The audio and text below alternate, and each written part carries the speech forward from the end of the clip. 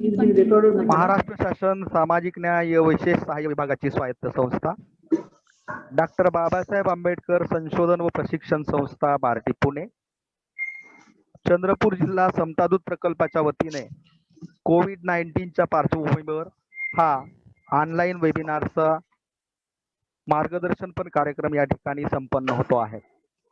आजच्या झूम ॲपवरच्या या वेबिनारला जुडलेल्या आमच्या सर्व श्रोत्यांचं मी या ठिकाणी मनपूर्वक स्वागत करतो.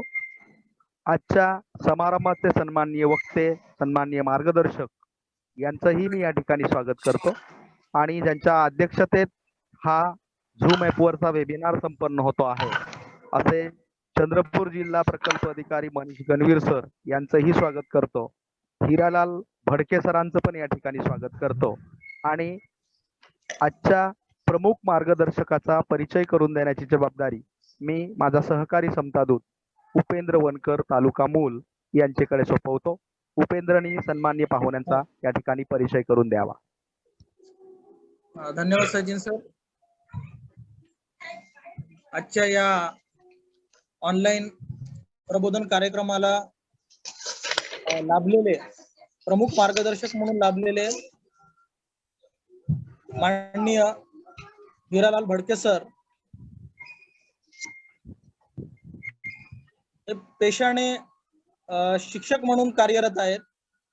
शरदचंद्र पवार विद्यालय तथा कनिष्ठ महाविद्यालय विहार ते शिक्षक म्हणून कार्यरत आहेत आणि सोबतच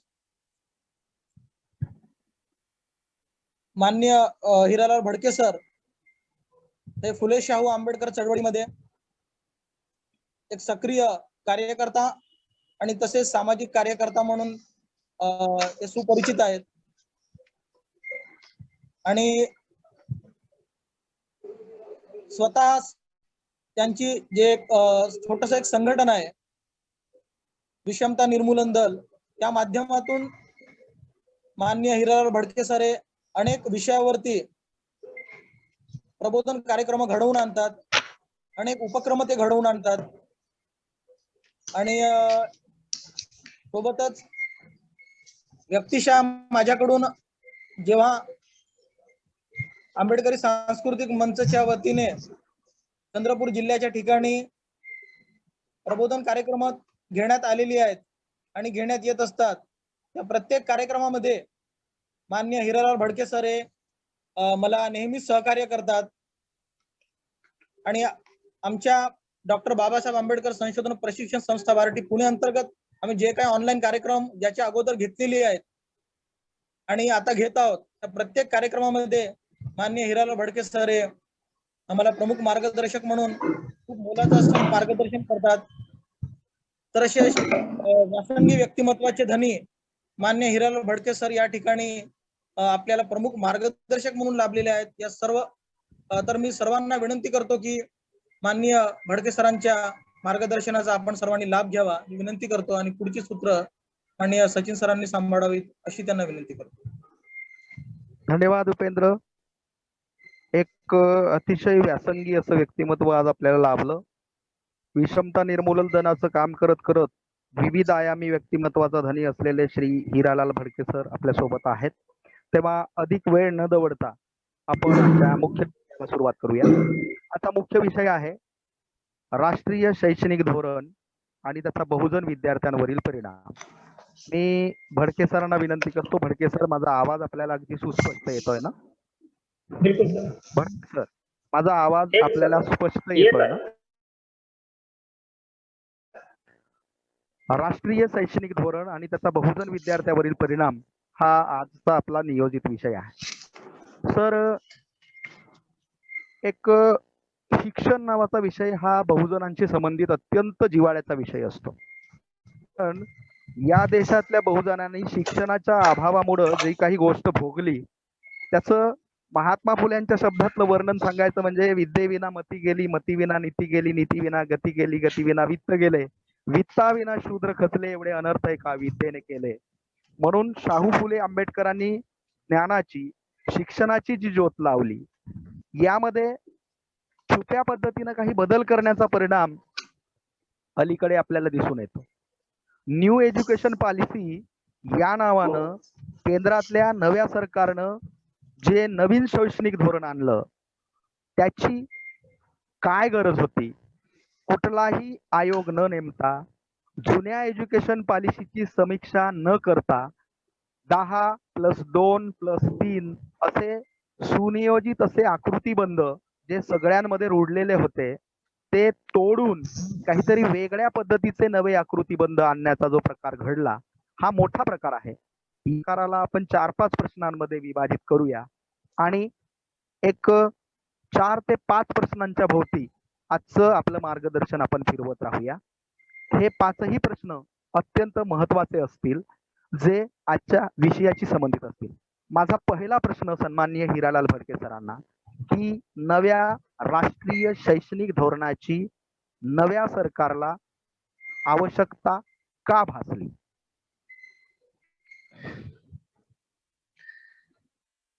डॉक्टर बाबासाहेब आंबेडकर संशोधन व प्रशिक्षण संस्था, ज्याला आपण शॉर्ट फॉर्म मध्ये बार्टी असं म्हणतो, जी पुण्याला स्थित आहे, या संस्थेअंतर्गत समतादूत प्रकल्प जिल्हा चंद्रपूर अंतर्गत लॉकडाऊनच्या स्थितीमध्ये ऑनलाईन प्रबोधनाच्या कार्यक्रमाच्या आजच्या दिनी या कार्यक्रमाचे अध्यक्ष म्हणून माननीय मनीष गणवीर, प्रकल्प अधिकारी चंद्रपूर, आयोजक चंद्रपूर जिल्ह्यातील समतादूत संदीप रामटेके, समतादूत संगीत सचिन फुलझेले आणि समतादूत उपेंद्र वनकर, या समतादूतांचं कार्य जे आहे समाजामध्ये समता प्रस्थापित करण्यासाठी त्यांची जी तळमळ आहे ती मला मागील 3-4 वर्षापासून दिसत आहे. सातत्याने ते कार्यरत आहेत. आजच्या या ऑनलाईन प्रबोधन कार्यक्रमामध्ये उपस्थित सगळे अध्यक्ष, सगळे समतादूत आणि सगळे श्रोते बंधूंनो, आजचा विषय आहे राष्ट्रीय शैक्षणिक धोरण व त्याचा बहुजन विद्यार्थ्यांवरील परिणाम. आणि या विषयाला अनुसरून चर्चा पुढे नेत असताना माननीय सचिनजी फुलझेले यांनी चर्चात्मक मध्ये पहिला प्रश्न मला विचारल्याने याचं समाधान माझ्याकडनं त्यांना अपेक्षित आहे की नव्या राष्ट्रीय शैक्षणिक धोरणाची आवश्यकता या सरकारला का भासली.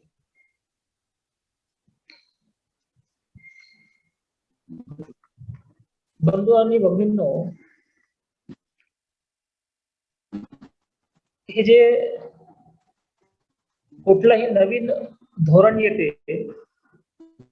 त्याला एक पार्श्वभूमी असते.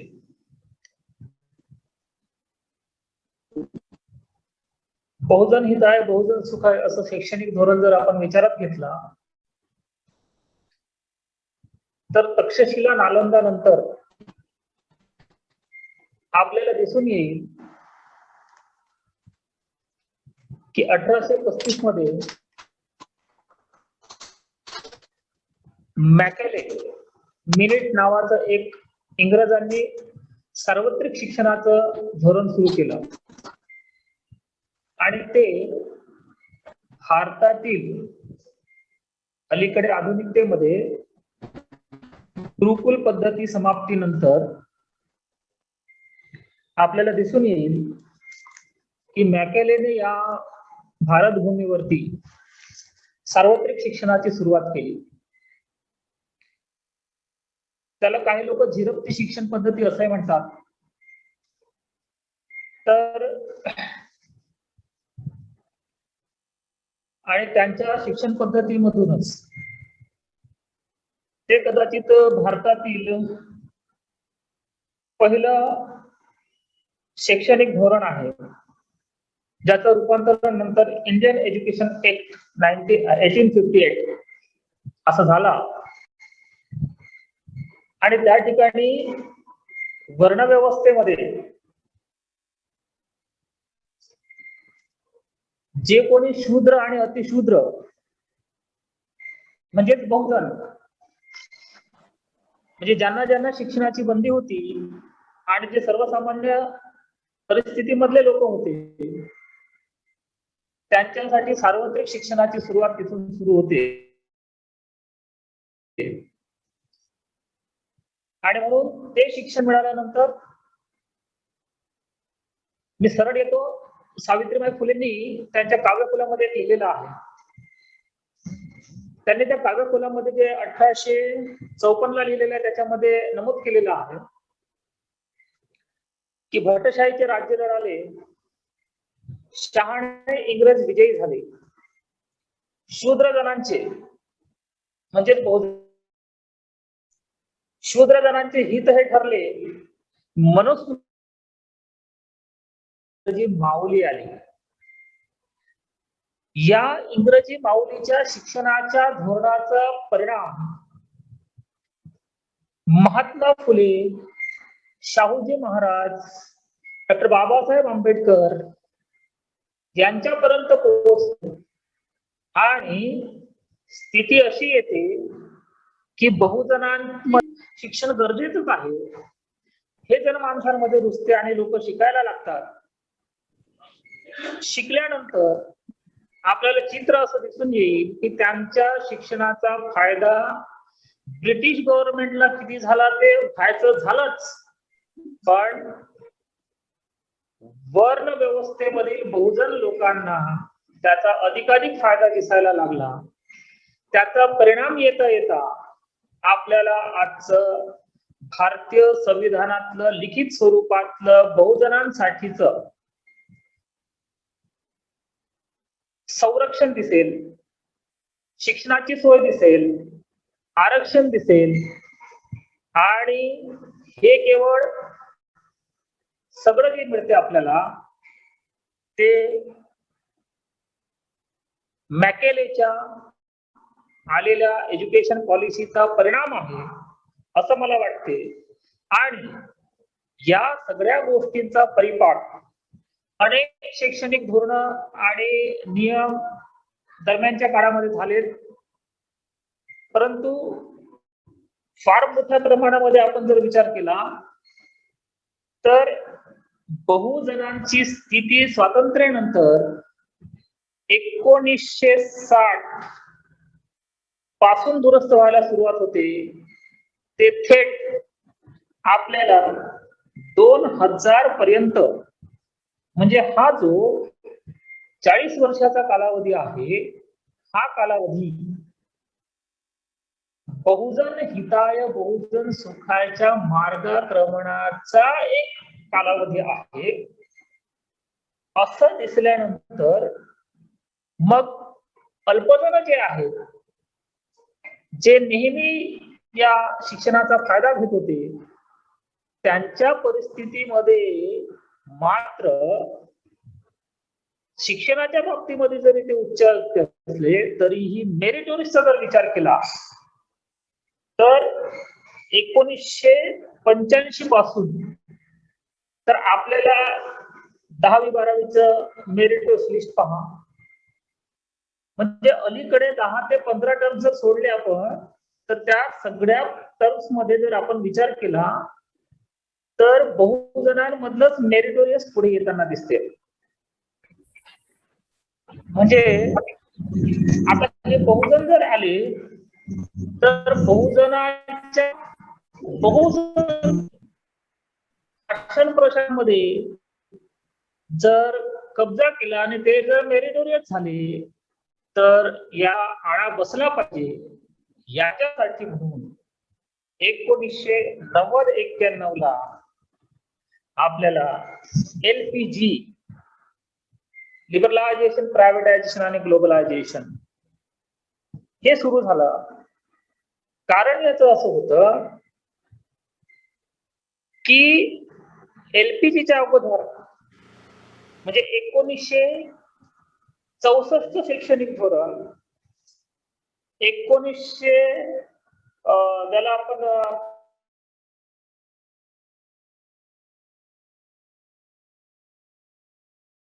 तर या परिणामामध्ये बहुजन जेवढे सफल झाले ते सफलता ज्यांना इथलं शूद्र अतिशूद्रांना शिक्षण नाही पाहिजे होतं अशा प्रकारच्या लोकांच्या व्यवस्थेमध्ये असलेलं शैक्षणिक मंडळ त्यांना ते खपलं नाही आणि म्हणून एलपीजीच्या नावाखाली लिबरलायझेशन, प्रायव्हेटायझेशन आणि ग्लोबलायझेशनला 1990 पासून जे राबवण्याची प्रोसेस सुरू झाली त्या प्रोसेसचं एकत्रित आम्ही नवीन काहीतरी करत आहोत चा परिणाम म्हणून या नव्या राष्ट्रीय शैक्षणिक धोरणाची आवश्यकता भासली. कारण 1986 जे राष्ट्रीय शैक्षणिक धोरण आहे जे राजीव गांधींच्या कार्यकाळामध्ये या भारतामध्ये लागू झालं, त्या अंतर्गतच प्रत्येक जिल्ह्यामध्ये नवोदय विद्यालयांच्या स्थापना झाल्या आणि 1986च्या धोरणामध्येच उच्च शिक्षण हे सामाजिक कल्याणकारी न ठेवता ते एक बेजोड पुंजीनिवेश आहे असं खाजगीकरणाची मुहूर्तपेठ त्या धोरणामध्ये आपल्याला दिसून येते. आणि त्याला अनुसरून पुढे जेवढे आपल्याला प्रायव्हेटायझेशन दिसते आहे, नंतर मी त्याच्यावरती येणार आहे, त्याला धोरणाचा भाग म्हणून जनमानस निर्माण करून लागू करण्यासाठी या NEP 2019-20 या शैक्षणिक धोरणाची निर्मिती करण्यात आली आणि आकृतीबद्ध 10+2+3 हा बदलवून 5+3+3+4 हा आणलेला आहे. आणि या पुढे आपण चर्चा करू याची की या धोरणानुसार NEP जर 100% 2030-35च्या काळामध्ये लागू होईल, कारण कोणत्याही शैक्षणिक धोरणाचा परिणाम हा त्याच्या लागू होण्याच्या 10-15 वर्षानंतर दिसून येतो. म्हणजे महात्मा ज्योतिराव फुलेंची शाळा 1848ला निघते, तर आपल्याला आज स्थिती अशी दिसते की महिलांचं मोठ्या प्रमाणामध्ये शिक्षणामधलं प्रमाण वाढलेलं आहे, सामाजिक सुधारणा आपल्याला झालेल्या दिसतात. आणि म्हणून ते होऊ नये कारण या धोरणामध्ये 5+3+3+4 हा जो ढाचा आहे, ह्या ढाच्याला जरी नवीन आकृतीबंधामध्ये चांगल्या पद्धतीचा आहे असं जरी दिसत असला तरी त्याच्या वास्तववादाकडे जर आपण गेलो तर एलपीजीचं संपूर्ण एकत्रीकरण आणि नवीन पद्धतीने एकत्रीकरण या ठिकाणी दिसून येईल. त्याची आपण पुढे चर्चा करू. आणि म्हणून मोठ्या प्रमाणामध्ये आजच्या परिस्थितीमध्ये बहुजन म्हणजे आपण आजच्या जर विचार केला मागील वर्षापासून आपल्याला चित्र दिसेल की शाळा कॉलेजेस बंद, जे कोणी ऑनलाईन शिक्षण घेतात, ऑनलाईन परीक्षा देतात ते देत आहेत. सरकारने जशी जशी व्यवस्था आणि सूचना केल्या त्या पद्धतीने विद्यार्थी आणि शिक्षक आणि संपूर्ण शिक्षण व्यवस्था कार्यान्वित आहे. आपल्याला चित्र लक्षात येईल की भारतामध्ये ऑनलाईन शिक्षण हे जे मागच्या वर्षीपासूनच मोठ्या प्रमाणामध्ये एक पेव फुटलेला आहे, तर ते ऑनलाईन हे नवीन शैक्षणिक धोरणामधला एक महत्वाचा खाजगीकरणाचा मोठ्या प्रमाणात खाजगीकरणाकडे नेणारा एक मार्ग आहे ऑनलाईन एज्युकेशन. आणि याचे परिणाम बहुजन विद्यार्थ्यांवर अधिकाधिक होतील. कारण मागील वर्षापासून आपल्याला चित्र दिसेल की केंद्र सरकारने 80 कोटी लोकांना मोफत अन्नधान्य देण्याचं सुरू केलेलं आहे. याचा अर्थ काय होतो की भारतातील 80 कोटी लोक हे दरिद्रीमध्ये आहेत. ते 2 वेळचं खाऊ शकत नाही म्हणून त्यांना मोफत अन्नधान्य पुरवण्याचं आहे. जे लोक 2 वेळचं व्यवस्थित खाऊ शकत नाहीत ते आपल्या विद्यार्थ्यांना, ते आपल्या पाल्यांना ऑनलाईन एज्युकेशन साठी ज्या सोयी सवलती लागतात त्या देतील असं मला वाटत नाही. आणि ते वास्तवामध्ये उतरवण्यासाठी फार मोठे कष्ट घ्यावे लागतील. आणि सरकारची जी नीती आहे, म्हणजे सरकारचं जे धोरण आहे प्रिंटिंग स्वरूपामध्ये, लिखित स्वरूपामध्ये जरी काही जणांना चांगलं वाटत असलं तरी वास्तववादामध्ये जर आपण गेलो, मी या ऑनलाईन एज्युकेशनच्या बाबतीमधलं एक उदाहरण देईन आपल्याला, की भारत जगातला एकमेव असा देश आहे ज्याने शिक्षणासाठी सॅटेलाइट लॉन्च केला. तो सॅटेलाइट 2004 ला 2004 ला भारत सरकारने लॉन्च केला आणि आता कुठल्या देशाने सॅटेलाइट लॉन्च केलं आपल्याला दिसत नाही. मग त्या सॅटेलाइटचा वापर कोणासाठी होत आहे? तर भारतीयांसाठी नाही होत आहे. हे मुळात खेदाने इथं नमूद करावं लागेल, कारण याची चर्चा आपल्याला मागच्या वर्षीला झाली की लॉकडाऊन मधलं शिक्षण आणि येणारी आव्हाने. म्हणजे भारत सरकार सॅटेलाइट लॉन्च करते आपल्या शिक्षणाच्या सोयीसाठी, पण शिक्षणाची सोय ही भारतीयांना न होऊ देता दक्षिण आफ्रिकेतल्या 36 देशांना होऊ देत आहे. हे त्यांना विकत आहे, पण भारतातले विद्यार्थीसाठी त्याचा वापर नाही आहे. थोड्याफार प्रमाणामध्ये इग्नो चे विद्यार्थी करत होते, त्याच्या पलीकडे कोण नाही. तर त्या सगळ्या सोयीचा वापर जो आहे सॅटेलाइट लॉन्च केल्यानंतर, म्हणजे तिथल्या विद्यार्थ्यांना ऑनलाईन भारत सरकार इथून इग्नोच्या माध्यमातून मेडिकलचं शिक्षण, MBA शिक्षण, असं उच्च दर्जाचे जे शिक्षण आहेत आणि प्रायमरी एज्युकेशन आहे ते त्यांना तिथल्या विद्यार्थ्यांना जर देत आहे, ते जर सरकार घेत आहे, तर मग भारत सरकार जे आमच्या विद्यार्थ्यांना नवीन शैक्षणिक धोरणानुसार सगळ्यांना न्यायदायी शिक्षण देण्याचं जे चित्र या ठिकाणी ठेवलेलं आहे आणि ती दूरदृष्टी आहे या धोरणाच्या अंतर्गत सरकारची, ती या ठिकाणी आपल्याला वास्तवामध्ये चित्र काही वेगळं दिसतं. आणि म्हणून बहुजनांचं शिक्षण कसं व्यवस्थित संपवायचं याच्यासाठी नव्या राष्ट्रीय शैक्षणिक धोरणाची आपल्या सरकारला गरज भासली असं मला वाटते आहे. मग आतापर्यंतच्या तुमच्या विवेचनातून आम्हाला हे स्पष्ट झालं की जरी नव्या शैक्षणिक धोरणामध्ये सरकार कागदावरती आम्हाला फार सुंदर सुबक अशी स्वप्न दाखवत असली तरी कागदावरती मग वास्तविकतेशी जर या धोरणाचा काही संबंध नाही, तर मग केंद्र सरकारच्या या नव्या शैक्षणिक धोरणाच्या विरोधात वेलफेअर स्टेट म्हणून, कल्याणकारी राज्य म्हणून काही राज्य, जसं महाराष्ट्र एक राज्य असेल जे शाहू फुले आंबेडकर यांच्या विचारसरणीवर चालतं, अशी राज्य या धोरणाला विरोध करू शकतात का? नवीन शैक्षणिक धोरणामध्ये जरी शिक्षण, न्यू एज्युकेशन पॉलिसी केंद्राने जरी आणली असली तरी शिक्षण हा राज्यसूचीतला विषय आहे भारतीय संविधानानुसार. तर मग न पटणाऱ्या विरोधात राज्य सरकार जाऊ शकतं का बहुजन समाजाचं हित पाहता? तर शिक्षण हे जे आहे ते मला वाटते 1975 NCERT येण्यापूर्वीपर्यंत केवळ राज्याचा भाग होता.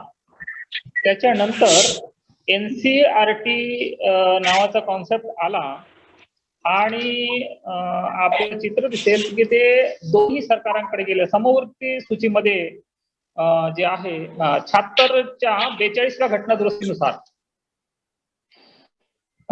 शिक्षण हे राज्याच्या सामायिक यादीमध्ये समाविष्ट करण्यात आले आणि असं असल्यामुळे केवळ हे थोडस दुरुस्ती करण्याचा आहे, परंतु या संपूर्ण मागील लिबरलायझेशन, प्रायव्हेटायझेशन, ग्लोबलायझेशनच्या युगापासून आपल्याला दिसेल की याचं करिक्युलम ठरवण्याचं जे पूर्ण अधिकार आहेत ते NCERT ला गेलेले आहेत आणि NCERTच्या पाठ्य ठरवलेल्या ढाच्यानुसारच जे कुठलं सिलेबस देतील ते NCERT त्याच्यानुसारच राज्याच्या अखत्यारीत येणाऱ्या भौगोलिक आणि सामाजिक परिस्थितीचा विचार करता राज्य केवळ त्याच्यामध्ये तेवढाच भाग बदलवू शकतो, त्यांना विरोध करू शकत नाही. मग ते त्यांच्या राज्याच्या जरी जनतेच्या जनहिताचं आहे की हिताचं आहे, पण हिताचं कसं आहे याच्यासाठी ती प्रक्रिया राबवू शकते. परंतु सरळ सरळ कुठल्याही धोरणाला राज्य सरकार आता विरोध करू शकत नाही, कारण एनसीईआरटी हे सेंट्रलचं आहे आणि भारतीय घटना, समाज, राज्य पद्धती याच्यावरती भर देणारं ते एनसीईआरटी आहे. आणि म्हणून सर्वात जे सेंट्रलायझेशन आहे एज्युकेशनचं ते झालेलं आहे. म्हणून की जे कोणते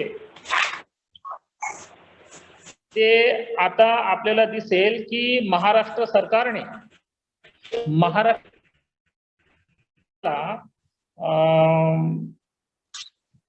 सेल्फ फंडिंग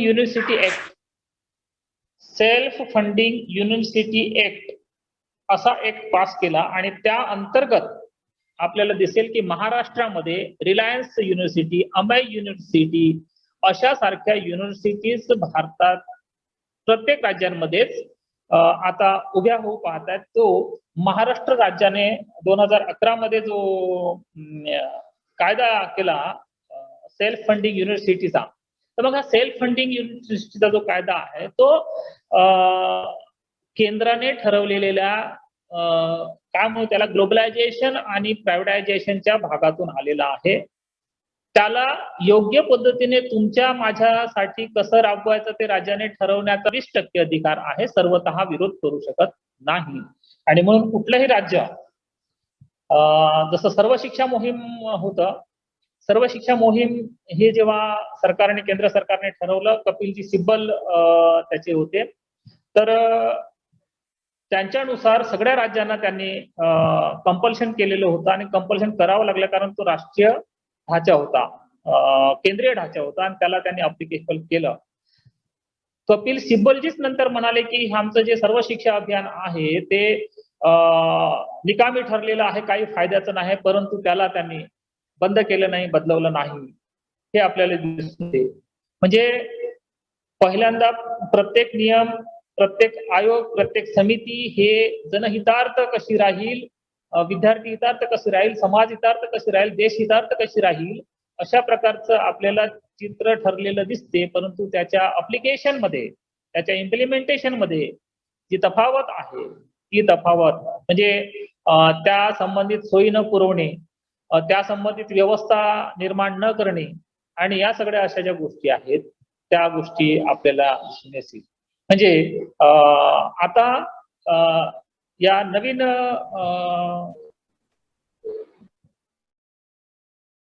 NEP 2020 मधील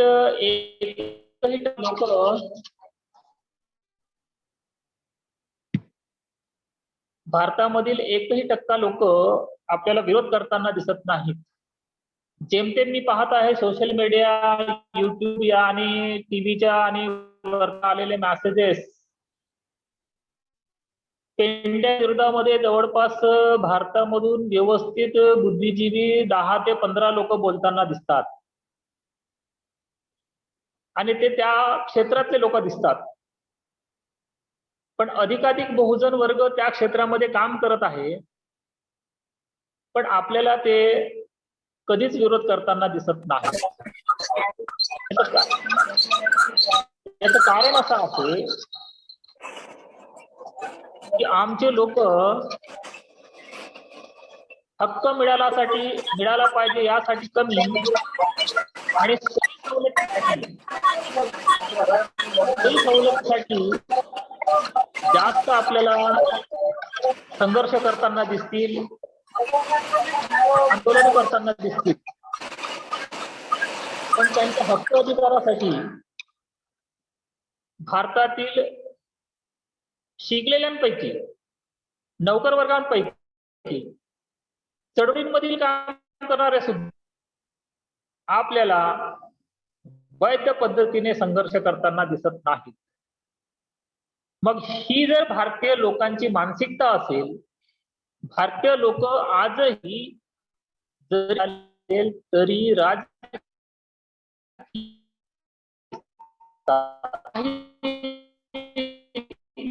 संख्या जर सोडली तर गुलाम असतात. आणि म्हणून लोकांना अजून त्यांच्या जर विद्यार्थ्यांना त्यांचे शिक्षणाचे हक्क अधिकार आणि कोण आणि कसा देतो हे जर त्यांना 8वी पासून शिकवण्यात आलेलं असतं आणि सार्वत्रिक जर शिकवलं असतं तर आपल्याला JNU मध्ये जसं काही उलाढाली दिसतात, जे विश्वविद्यालयांमध्ये थोड्याफार प्रमाणामध्ये दिसतात, ते चंद्रपूर जिल्ह्यामध्ये नाही दिसत. आमच्या विद्यार्थ्यांचा संघर्ष कुठे आहे? जर त्याचं ग्रॅज्युएशन झालेलं आहे, त्याच्या जागा जर भरत नाही तर त्याच्यासाठी थोडंसं निवेदन देतात, मोर्चे देतात, याच्या पलीकडे काही नाही. आणि जोपर्यंत विद्यार्थी, त्याचा पालक आणि त्याचा रिलेटिव्ह आणि भारतातला प्रत्येक बहुजन आणि सगळेच पैकी जो भारतीय म्हणून स्वतःला गणतो, त्यांच्यापैकी जोपर्यंत संविधानिक त्यांचे राईट्स काय आहेत आणि राईट्स आहेत तर त्याच्यासाठी आम्ही सार्वत्रिक संघर्ष कसा केला पाहिजे या भूमिकेमध्ये येत नाही, तोपर्यंत जनमानस विरोधात येऊ शकत नाही. राहिली दुसरी गोष्ट, जर आपल्याला आपली व्यवस्था निर्माण करायची असेल तर अशा किती एज्युकेशन इन्स्टिट्यूशन्स आहेत. म्हणजे पॅन्डेमिक मध्ये जर आपण विचार केला आता मागील वर्षापासून, तर पहिले केंद्र सरकारने त्या राज्याकडे अधिकार दिले की तुम्ही राज्याची स्थिती पहा आणि शाळा कॉलेजेस सुरू करा. त्यानंतर राज्य सरकारने प्रत्येक कलेक्टरला निर्देश दिले की तुमच्या जिल्ह्याची स्थिती पहा आणि शाळा कॉलेजेस जमत असेल तर सुरू करा. कलेक्टरनी प्रत्येक ब्लॉक लेवलला निर्देश दिले, पंचायत समिती लेवल, की तुमच्या लोकल लेवलवरती जमते का पहा आणि स्थानिक स्वराज्य संस्थांवरती जिम्मेदारी आणि त्या शाळा व्यवस्थापन कमिटीवरती. आता ती मॅनेजमेंट, ती स्थानिक स्वराज्य संस्था तेवढी सक्षम आहे का की या हातात आलेल्या समस्येला, कोरोनाच्या समस्येला हँडल करण्यासाठी सक्षमतेने पुढे जाईल आणि शाळा कॉलेजेस. मला वाटते चंद्रपूर जिल्ह्यामध्ये काही कोचिंग चालवणारे, त्यांचा रोजगाराचा प्रश्न होता म्हणून त्यांनी कलेक्टरला निवेदन दिलेलं होतं आणि त्याच्यानंतर मला वाटत नाही की कोणत्या शिक्षक संघटनांनी असा आग्रह धरला सरकारकडे की तुम्ही शाळा कॉलेजेस चालू करा. मला वाटते मूल तहसीलमध्ये मी एकमेव असेल की 1 सप्टेंबर 2020 ला काही माझ्या विद्यार्थ्यांना घेऊन सर्व सोयीनिशी शाळा कॉलेजेस सुरू करा यासाठी मी निवेदन दिलेलं होतं.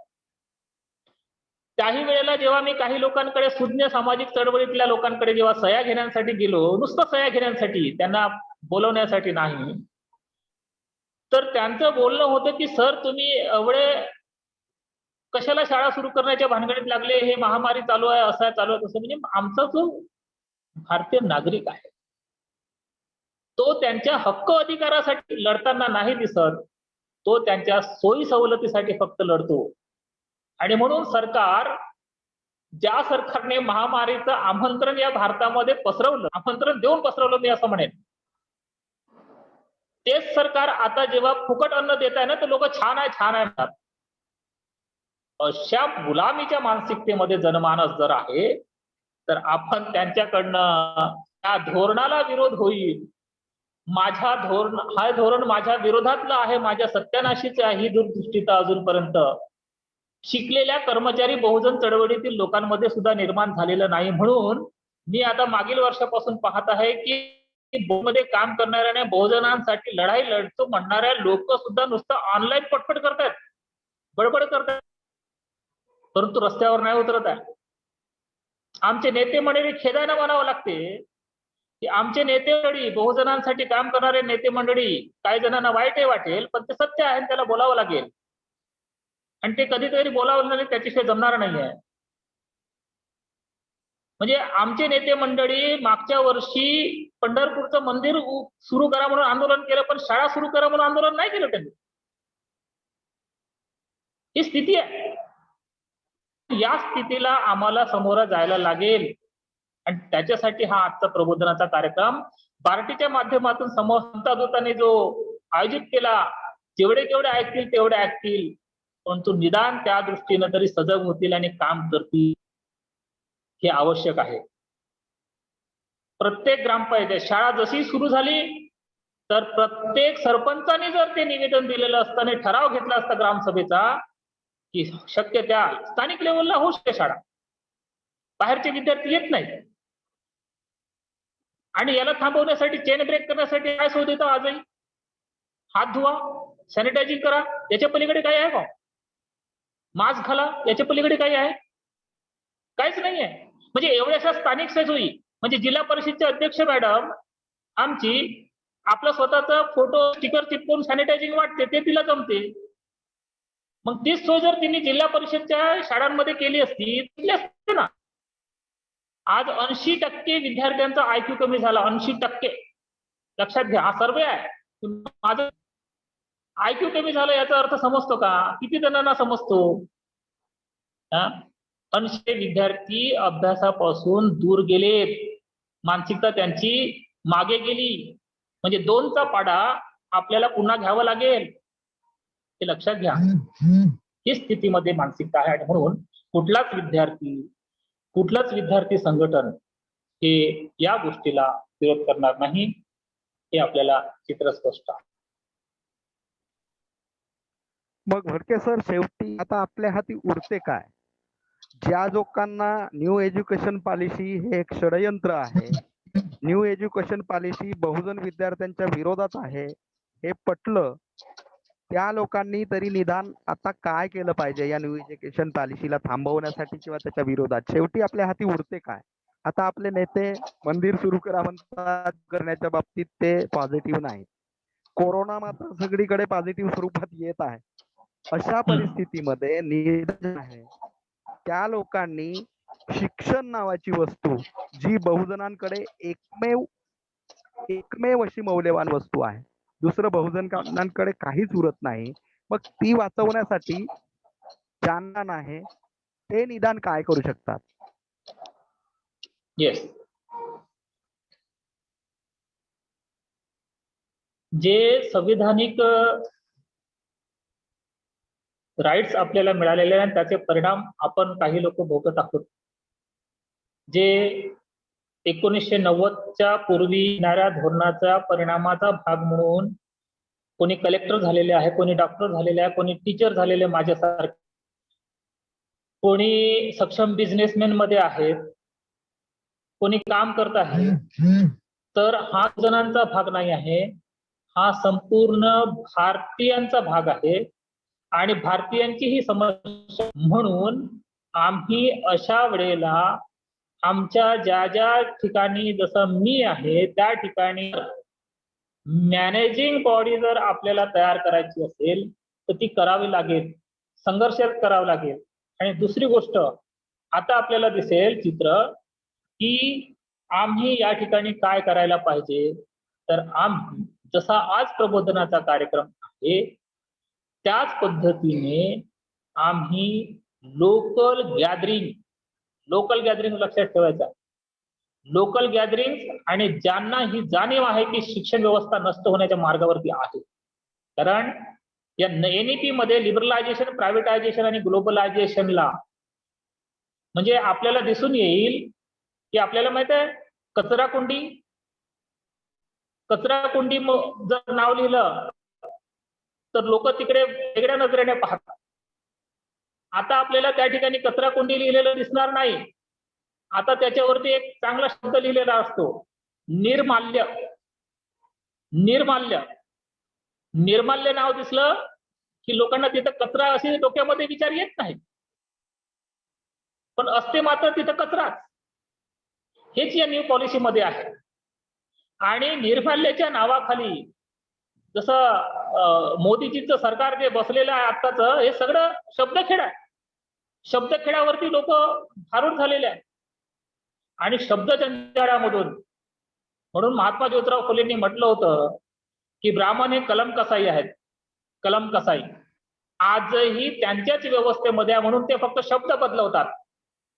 निर्गंतवणूक असं, ऑनलाईन असं, म्हणजे कचऱ्याला निर्माल्य, म्हणजे निर्माल्य अवस्थेमध्ये असलेलं हे जे एज्युकेशन पॉलिसीचा रिझल्ट येणार आहे. जसं सर्व शिक्षा मोहीमचा आला, आपल्याला आश्चर्य वाटेल, ज्या वेळेला सर्व शिक्षा अभियानाचं प्रशिक्षण झालं त्यावेळेला मी कदाचित त्या वर्ग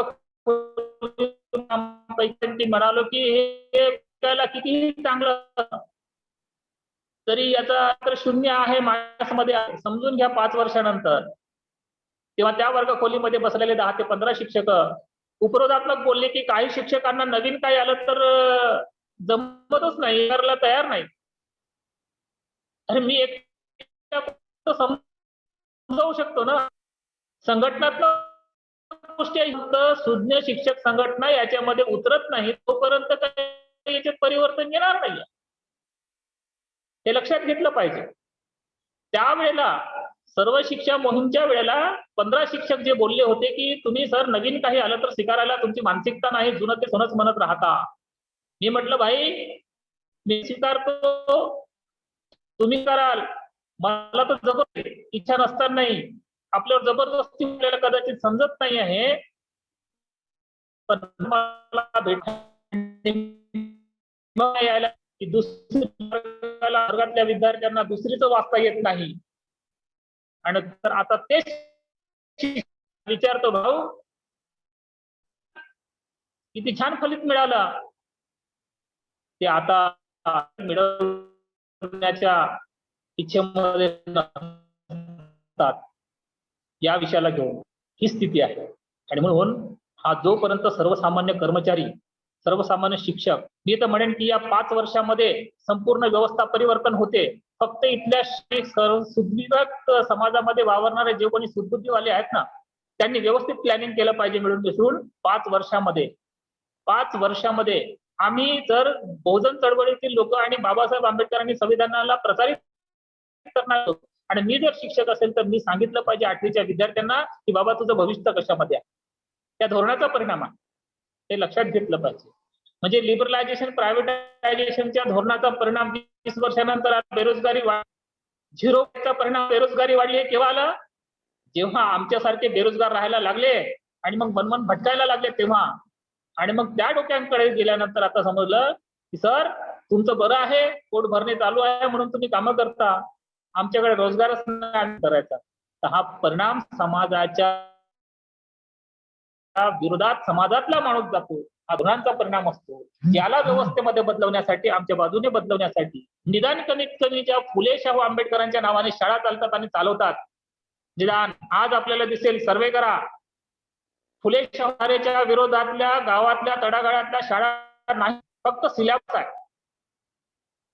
आणि आता सिलेबस नुसार आपल्याला तेच शिकवलं पाहिजे नाही, पण फुले शाहू आंबेडकरीमध्ये आमच्या बंधू भगिनींच्या डोक्यामध्ये फक्त सिलेबस कम्प्लिशनचं भूत जमलेलं आहे, भूत भरलेलं आहे, तेवढंच झालं पाहिजे. पण त्यांना सावित्रीबाईचा स शिकवता येत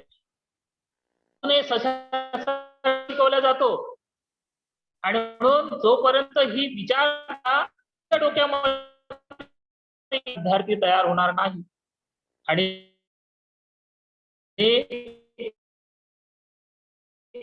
सिनियर कॉलेज जे कोणी प्रोफेसर्स आहेत, जसं आता आपल्याला दिसेल की आंबेडकर नावात जाणारे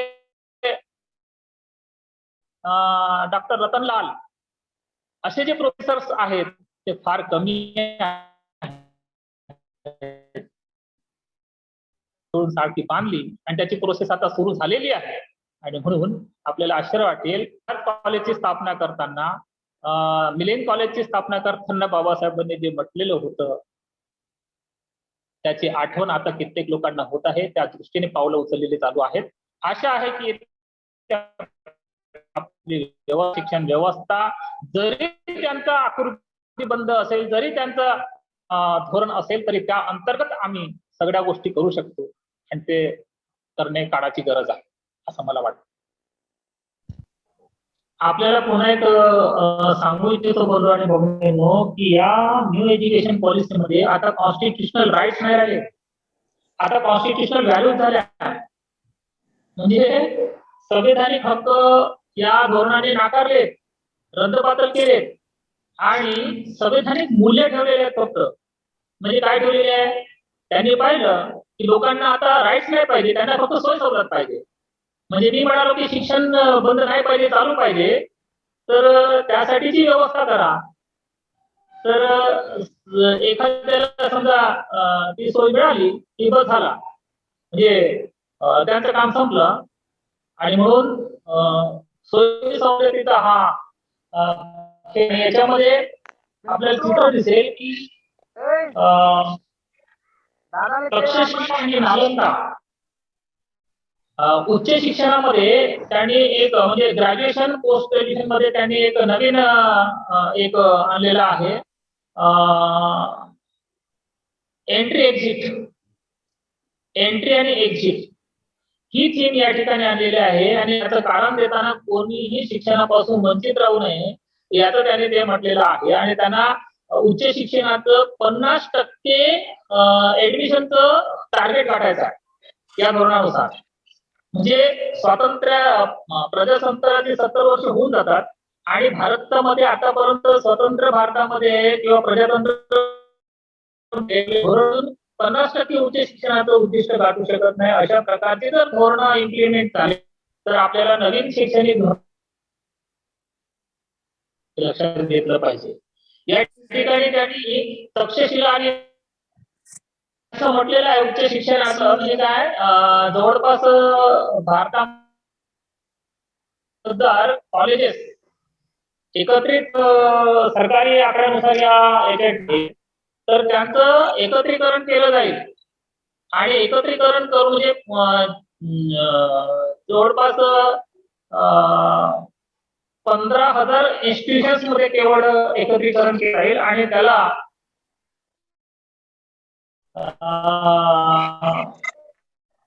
तिथून त्याला त्यांनी नालंदा अभियान आणि तक्षशिला अभियान असं नाव दिलेलं आहे. मी जे शैक्षणिक धोरण चालवतात त्यांच्या हातामध्ये संचालनाचे सूत्र आहेत त्यांच्या चरित्राचा पण इतिहासापासून अभ्यास केला किंवा महापुरुषांनी सांगितलेल्या चरित्रावरती जर आपण विचार केला तर त्या चरित्रांनी भारतातलं तत्कालीन वेळेचं तक्षशिला आणि नालंदा विद्यापीठ हे नष्ट करण्यासाठी प्रोसेस राबवल्या. आता जेमतेम कुठं आपल्या 2000 पर्यंत जे शैक्षणिक धोरण ठरवतात आणि इम्प्लिमेंटेशन करत असताना मात्र निकाल जर त्याचा शून्यवत येत असेल सरासरीमध्ये तर नक्कीच त्या धोरणाचा डिफेक्ट आहे. आपल्याला सर्व शिक्षा मोहिमाने RTE 2009 जो बालकांचा शिक्षणाचा हक्क देतो त्याचे एक सदस्य आहे अनिल सोटगोपाल सर. अजूनही जिवंत आहेत. जवळपास 80 वर्षापेक्षा जास्त त्यांचं वय असेल. ते RTEच्या कायद्याचे सदस्य होते. नंतर त्यांनी त्याचा राजीनामा दिला आणि त्यांनी मग सांगितलं की मुळात सर्व शिक्षा अभियान किंवा RTE हाच विद्यार्थ्यांना शिक्षणापासून वंचित करण्याचा त्याचा आधार ठरलेला आहे. युट्यूबवर आपल्याला मिळून जाईल त्यांचं म्हणणं. अनिल सोटगोपाल ऐकून घ्या काय म्हणतात ते. म्हणजे धोरणच मुळात जर चुकीचं ठरलेलं असेल तर त्याचं फळ कसं चांगलं मिळेल. आणि हेच होत आहे स्वातंत्र्यानंतर जे धोरण 86चा मोठा गवगवा झाला त्यानंतर लिबरलायझेशनचा मोठा गवगवा झाला आणि आता NEPचा पण चाललेलो आहे. तर याचे परिणाम जेव्हा आपल्याला 2035 नंतर जे आहे ते आपल्याला पाहायला मिळेल. भारत सरकारने आतापर्यंत जे सरकार बसले आणि जे राज्याचे सरकार बसले त्या सरकारांनी प्रौढ शिक्षणाची पूर्तता सुद्धा केलेली नाही. करोडो रुपया खर्च केला प्रौढ शिक्षणाचंच जेव्हा की ते प्रौढ अधिकारी आता जिवंत राहिलेले नाहीत. त्यांची संख्या आता बोटावर मोजण्या इतकी राहिलेली आहे भारतामध्ये आणि ते शिक्षण पूर्ण करण्यासाठीचा टार्गेट त्यांचा 2030-35 ठरलेला आहे या धोरणानुसार. म्हणजे आणखीन किती वर्ष द्यायचे. आणि म्हणून आम्हाला या सगळ्या गोष्टी ज्या आहेत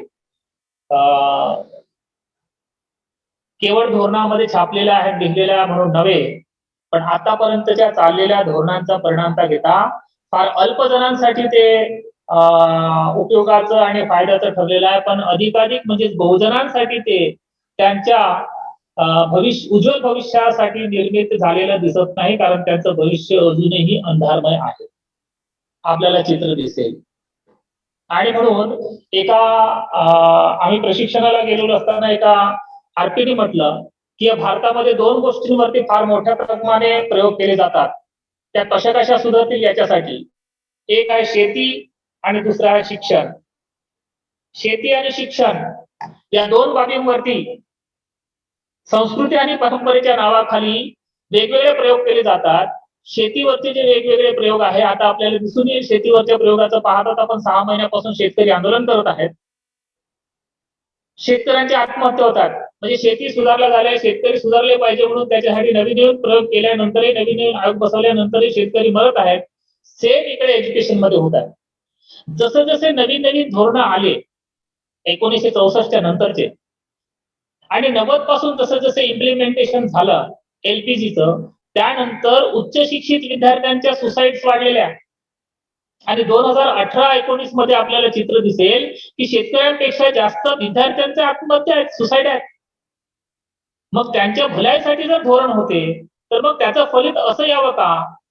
रोहित वेमुला का मरतो? पायल तडवी का मरते?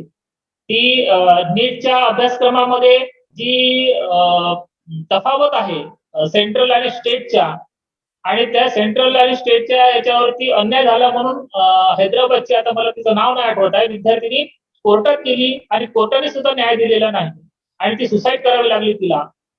लॉकडाऊनच्या काळामध्ये दिल्लीमध्ये आणि अशा मोठ्या मोठ्या शहरांमध्ये ज्या गरीब घरच्या मुली आहेत, शिकण्याची आड आहे, पण त्यांचे वडील मोबाईल्स आणि नेट यूज करू म्हणजे त्याच्या सोयी देऊ न शकल्या, त्याच्यासाठी सुसाईड झालेले आहेत. अशी जर धोरणं असतील आणि असे जर आमचे सरकार वागत असतील तर आपल्याला त्या नवीन शैक्षणिक धोरणाकडनं फारशा आशा ठेवता येणार नाहीत, तरी ते कागदोपत्री असेल. कारण मी जे बोलत आहे ते मागील संपूर्ण धोरणांचा परिणाम आणि सरकारच्या वास्तववादी उतरवलेल्या व्यवस्थेचा परिणाम, त्याचं एकत्रित संकलन. आता या शैक्षणिक धोरणाचा परिणाम 10 ते 15 वर्षानंतर म्हणजे 35 आणि 40 नंतर आपल्याला दिसून येईल आणि तोपर्यंत फार विलंब झालेला असेल. आणि म्हणून सर्व तो या याच्यामध्ये वाटत जरी असलं तरी गुरुकुल पद्धती पुन्हा आणायची आहे. आणि बंधू आणि भगिनींनो, एवढं मात्र खरं आहे की गुरुकुलमध्ये केवळ अर्जुन घडवले जातात, एकलव्य आणि शंभूक मरावं लागते, म्हणजे बहुजन मरतील, अल्पजन जगतील. हेच या NEP 2019-20 फलित राहणार आहे. एवढंच मी आपल्याला या आजच्या प्रबोधिनीने सांगू इच्छितो. हा सर, एक म्हणजे स्टुडंट काय करू शकते याचा विरोध करण्यासाठी? स्टुडंट काय करेल म्हणजे?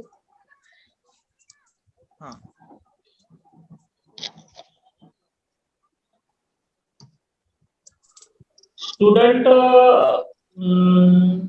हायर एज्युकेशन स्टुडंट करू शकतात, पण प्रायमरी किंवा हायस्कूलचे जे विद्यार्थी असतात त्यांची ती लेवल नाही आहे. त्यांना समजवण्याची भूमिका शिक्षक आणि त्यांच्या पालकांची असेल आणि पालक त्यांच्या सोबत जर असतील. आता आपल्याला माहिती आहे एक आंदोलन झालं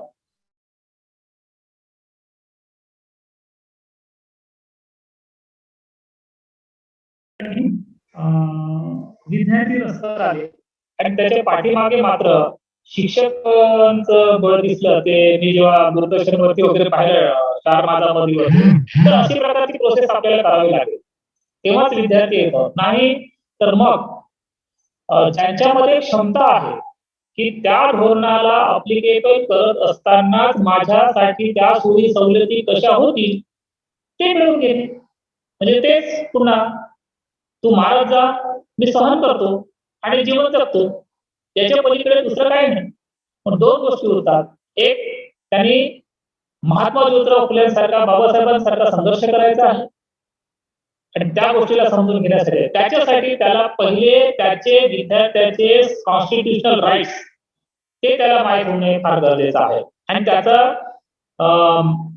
संघर्ष, कॉन्स्टिट्युशनल राईट्स मिळवण्याचा संघर्ष जो आहे तो त्याला माहीत होणे फार गरजेचं आहे, जे की त्या कुठल्याच विद्यार्थ्याला नाही माहीत. आणि म्हणून MPSC UPSC परीक्षा ची तयारी करणारे आमचे जे विद्यार्थी आहेत, लॅटरल एंट्रीला अजून विरोध नाही त्यांचा. विचार करायची गोष्ट आहे. लॅटरल एंट्री हा किती घातक आहे आपल्याला माहित आहे. डॉक्टर मनमोहन हे लॅटरल एंट्री म्हणून सचिव झाले होते, तेव्हा कोणी विरोध केलेला नाही. आणि जेव्हा आता त्यांनी मोठ्या प्रमाणामध्ये सुरू केला, म्हणजे अपर सचिव सचिवांच्या पोस्ट भरणं सुरू केलेलं आहे, तर युपीएससी आणि एमपीएससी ची तयारी करणारे आमचे जे बहुजनांमधले जे विद्यार्थी आहेत आणि त्यांचे पालक आहेत, जे शिकलेले आहेत, सवरलेले आहेत, ते सुद्धा त्या गोष्टीला विरोध करत नाहीत आणि शांत बसतात.